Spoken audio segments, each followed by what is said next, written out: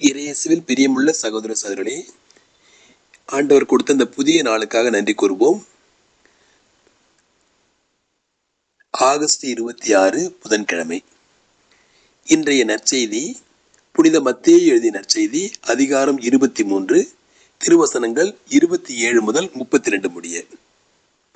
அக்காலத்தில் இயேசு கூறியது: வெளிவேடக்கார மறைநூல் அறிஞரே, பரிசேயரே, உங்களுக்கு கேடு!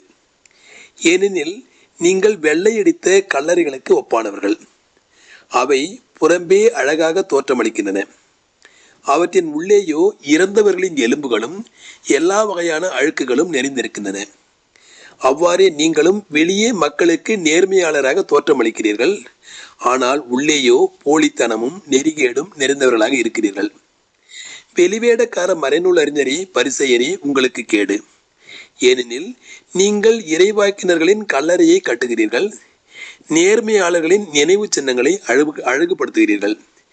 எங்கள் மூதாதையர் காலத்தில் நாங்கள் இருந்திருந்தால் இறைவாக்கினர்களின் கொலைக்கு உடந்தையாக இருந்திருக்க மாட்டோம் என்கிறீர்கள். இவ்வாறு நீங்கள் இறைவாக்கினரை கொன்றவர்களின் வழிமரபினர் என்பதற்கு நீங்களே சாட்சிகள். உங்கள் மூதாதையர் செய்த கொடுமையின் அளவிற்கு நீங்கள் செய்து முடியுங்கள். வாழ்வுதரும் கிறிஸ்துவின் நற்செய்தி. கிறிஸ்துவே உமக்கு புகழ். பிரியமுள்ள சகோதர சகோதரர்களே, இந்த இறை வார்த்தைகளை தூய ஆவியார் அருளும் அந்த வெளிச்சத்திலே நாம் தியானிப்போம். இந்த 23வது அதிகாரம் முழுவதும் மத்தேயு நற்செய்தியில் இயேசு கிறிஸ்து மறைநூல் அறிஞர்களையும் பரிசேயர்களையும் அவருடைய செயல்களுக்காக கண்டிப்பதை நாம் பார்க்கிறோம். அவர்களை என்னென்ன வார்த்தைகளால் கண்டிக்கிறார்? வெளிவேடக்காரர்கள் என்கிறார், மற்றும் வெள்ளையடிக்கப்பட்ட கல்லறையே என்கிறார், குருட்டு பரிசேயரே என்கிறார், குருட்டு வழிகாட்டுகளே என்கிறார். எதற்காக இப்படியெல்லாம் சாடுகிறார்? அவர்கள் சொல்லுவது ஒன்றும் செய்வது ஒன்றுமாக இருக்கிறது. அவர்களது சொல்லும் செயலும் முரண்பட்டு நிற்கின்றன. எனவே தான் இப்படியெல்லாம் சாடுகிறார். இன்றைய நற்செய்தியிலே முதலில் நாம் வாசிக்கிறோம், அவர்கள் கல்லறைகளை அழகுபடுத்துகிறார்கள், வெள்ளை பூசி வண்ணம் தீட்டி அழகுபடுத்துகிறார்கள். ஆனால் உள்ளேயோ இறந்தவர்களின் எலும்புகளும் அழுக்குகளும் புழுக்களும் நிறைந்திருக்கின்றன. எனவே வெளிப்புறத்திற்கு அவர்கள் முக்கியத்துவம் தருகிறார்கள், உட்புறத்தை கண்டுகொள்வதில்லை, அல்லது உட்புறத்தை அவர்கள் அழுக்குகளால் நிரப்பி வைத்திருக்கிறார்கள். அந்த காலத்திலே பாஸ்கு பண்டிகையின் பொழுது அந்த யூத மக்கள் எல்லா கல்லறைகளையும் வண்ணம் தீட்டி வைப்பார்கள், வண்ணம் தீட்டி அழகுபடுத்துவார்கள். ஆனால் உள்ளே இருப்பதை பற்றி அவர்களுக்கு கவலை இல்லை. இது போலவே மனித மனதில் ஏராளமான அழுக்குகள் படிந்திருக்கின்றன. அந்த அழுக்குகளை நாம் அப்படியே வைத்துக்கொண்டு நாம் பண்டிகைகளை கொண்டாடுவதாலோ அல்லது வெளிப்புற அலங்காரங்களினாலோ ஒன்றும் பயன் கிடையாது. நாம் அப்படியாக நம்முடைய பண்டிகைகளை கொண்டாடுவோமானால் நாமும் ஆண்டவரால் கண்டிக்கப்படுவோம். எனவே நமக்கு தேவையானது நமது இருதயத்தை தூய்மையாக்குவது, இருதயத்தை சுத்தம் செய்து அந்த இடத்திலே ஆண்டவரை வரவேற்பது. மற்றபடி வெளிப்புற சடங்குகளுக்கு நாம் முக்கியத்துவம் தர வேண்டியதில்லை.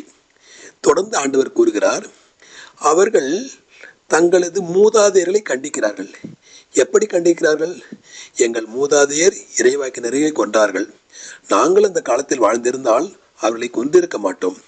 மாறாக அவர்களுக்கு நாங்கள் நினைவு சின்னங்களை நாடுகிறோம், நினைவு சின்னங்களை ஸ்தாபிக்கிறோம் என்றெல்லாம் தங்களை நேர்மையாளர்கள் என்றும் தங்களை மூதாதையர்களை காட்டிலும் மதிப்பு மிக்கவர்கள் நேர்மையாளர்கள் என்றெல்லாம் அவர்கள் சொல்லிக் கொள்கிறார்கள். இதற்கு பெயர்தான் தன்னைத்தானே புகழ்ந்து கொள்வது. தங் மூதாதையரை காட்டிலும் நாங்கள் நல்லவர்கள் என்று புகழ்ந்து கொள்கிறார்கள். ஆனால் இயேசு சுவாமி அவர்களை கண்டிக்கிறார். அவர்கள் கொலை செய்தார்கள், அவர்கள் கீழ்ப்படியாமல் இருந்தார்கள், அவர்கள் கல்லால் எறிந்தோ அல்லது மற்ற வன்முறையினாலோ இறைவாக்கினர்களை கொன்றார்கள். நீங்கள் அவர்களுக்கு நினைவு சின்னம் நாட்டுகிறீர்கள். இப்படியாக இறைவாக்கினர் கொன்ற வழிமரபினர் நீங்கள் என்று உங்கள் செயல்களால் காட்டுகிறீர்கள்.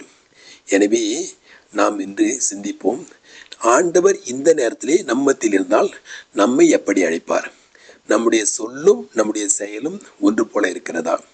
நம்முடைய உட்புறத்திலே இருக்கின்ற அழுக்குகளை நாம் நீக்குவதற்கு முயற்சி செய்கிறோமா? சிந்திப்போம்.